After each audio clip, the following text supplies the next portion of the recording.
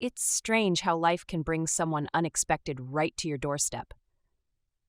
I never thought I'd be standing at the edge of something so reckless, but that's exactly where I found myself one cool autumn night. My name is Ryan, and I've always prided myself on being the loyal type, the dependable friend, the supportive partner. I'd recently gone through a breakup that left me feeling unmoored, but things were finally stabilizing, and I'd certainly never imagined it would be Emily, my best friend Josh's younger sister, who would make me question everything I thought I knew about myself. Josh and I have been best friends since college, almost a decade now. He's like a brother to me, and I'd watched his little sister Emily grow up from the quiet, awkward teenager she once was into a confident, striking woman. I knew her well, or at least I thought I did. But one late-night visit changed everything. It was around midnight on a Friday, and I just settled down in front of the TV with a beer, ready to unwind after a long week. The sound of a knock at the door startled me. I wasn't expecting anyone, so I pulled on a hoodie and went to check who it was. When I opened the door, there stood Emily, looking a little disheveled, her cheeks flushed from the chill outside. "Emily?" I asked, surprised. "Is everything okay?" She gave a half smile, tugging her coat around herself. I needed someone to talk to, and I didn't want to wake Josh. I figured you might still be up." It was true that Josh had a busy schedule and was often up before dawn for work. I glanced at her, concerned, and stepped aside to let her in. "Of course. Come on in. You look like you could use a drink." She laughed, a small, shaky sound that told me something was wrong. We moved to the living room, and I poured her a glass of wine. She sat down on the couch, pulling her knees up and wrapping her arms around them. She seemed lost in thought, her gaze distant. "Want to tell me what's on your mind?" I asked gently, sitting down next to her. She took a sip of her wine, letting out a sigh. "It's everything, Ryan. Work, my friends, my life. I feel like I'm just drifting. Like nothing really matters." We spent hours talking. Emily opened up in a way I'd never seen before, letting her walls down as she spoke about her fears, her dreams, and everything in between.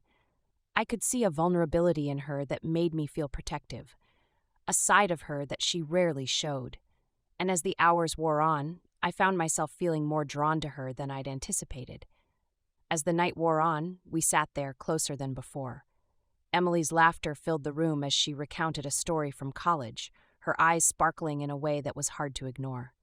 I felt a warmth spreading between us, something I couldn't quite place but felt impossible to deny. It was in the way she looked at me, her gaze lingering a beat too long, her hand brushing mine as she reached for her glass. "So, are you seeing anyone?" she asked, her tone casual, though there was an edge to it. Her eyes flicked to mine, then quickly back down. I hesitated, caught off guard.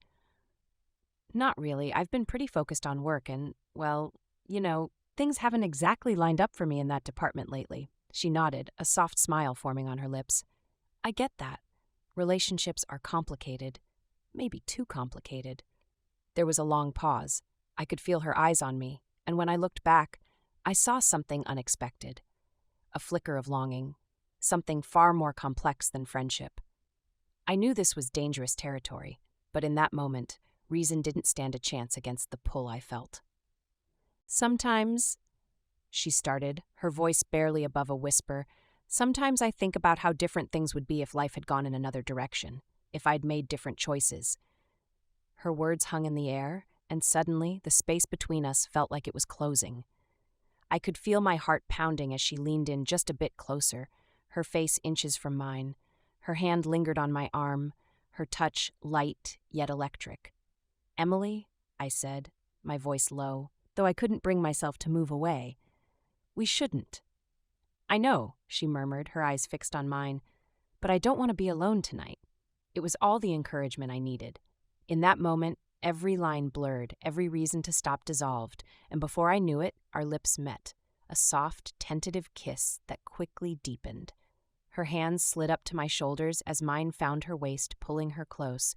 It was as if everything else faded away, and all that existed was this connection, this undeniable pull between us. She broke the kiss first, her breathing unsteady. "I don't want to make things complicated for you," she whispered, though her hands didn't leave my shoulders. "Complicated?" I chuckled softly, unable to stop myself from brushing a strand of hair behind her ear. Emily, I think things got complicated the moment you showed up at my door tonight. Her lips quirked into a smile, and before I could say anything else, she leaned back in, her lips meeting mine in another searing kiss. The night seemed to slip away as we surrendered to the moment, letting the weight of our unspoken desires take over. As dawn approached, the weight of reality settled in. Emily sat up, her hair slightly tousled, looking at me with a mixture of regret and something else I couldn't quite define. This might have been a mistake," she said softly, though there was a trace of a smile on her lips.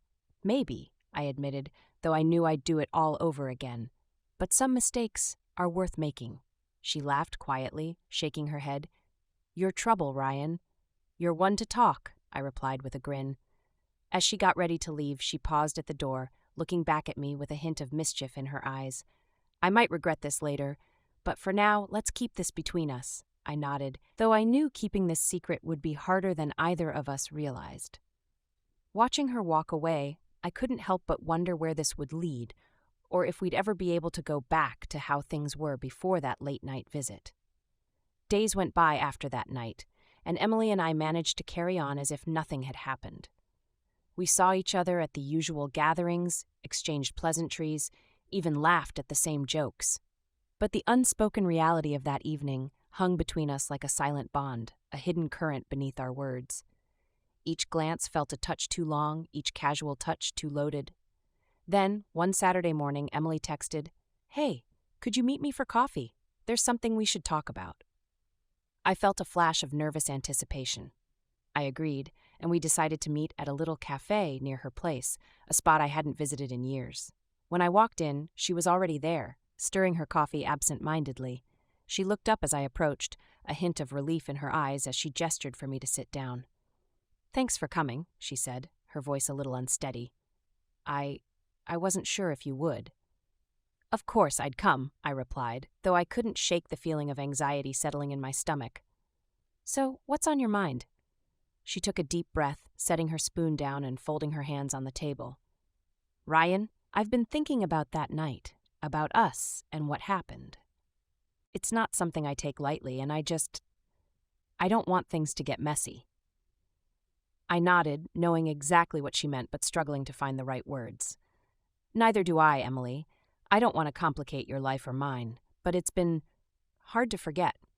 She looked away, a small smile tugging at her lips. "You're not the only one."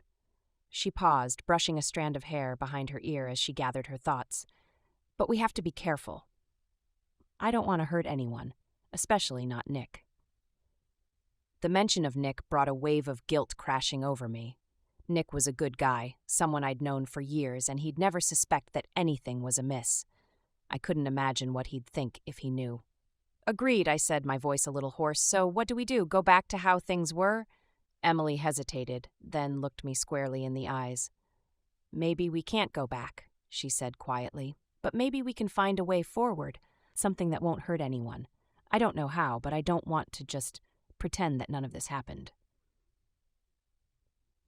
The vulnerability in her eyes, the sincerity of her words, hit me harder than I expected. I reached across the table, taking her hand in mine, a small gesture of solidarity. "We'll figure it out, Em, whatever it takes." She gave my hand a gentle squeeze, and for the first time in days, I felt a sense of calm wash over me. We sat in silence, the buzz of the cafe fading into the background as we held on to that fleeting moment of connection, both of us knowing that we were wading into dangerous waters. In the following weeks, our relationship developed a sort of rhythm. We'd meet up occasionally, sharing coffee, exchanging glances, talking for hours, without addressing the underlying tension.